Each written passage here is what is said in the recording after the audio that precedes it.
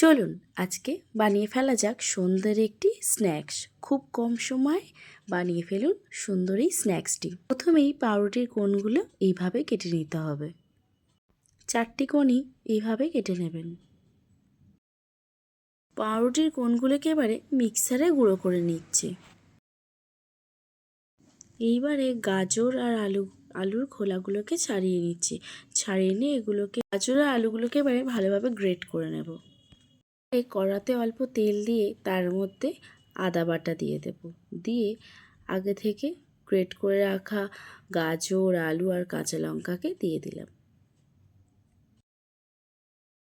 ভালোভাবে নাড়াচাড়া করে নিয়ে এর মধ্যে একে একে সব মশলাগুলো দিয়ে দেব। এখানে আমি পরিমাণ মতো নুন, হলুদ, লঙ্কা গুঁড়ো, জিরে গুঁড়ো দিয়ে দিলাম। দিয়ে ভালোভাবে নাড়াচাড়া করে পুরটিকে তৈরি করে নেব। এবার পুরটি রেডি হয়ে আসলে একটু সানরাইজ গরম মশলা দিয়ে ভালোভাবে নাড়াচাড়া করে এবারে নামিয়ে নেব। এই দেখুন পুরটি রেডি হয়ে গেছে।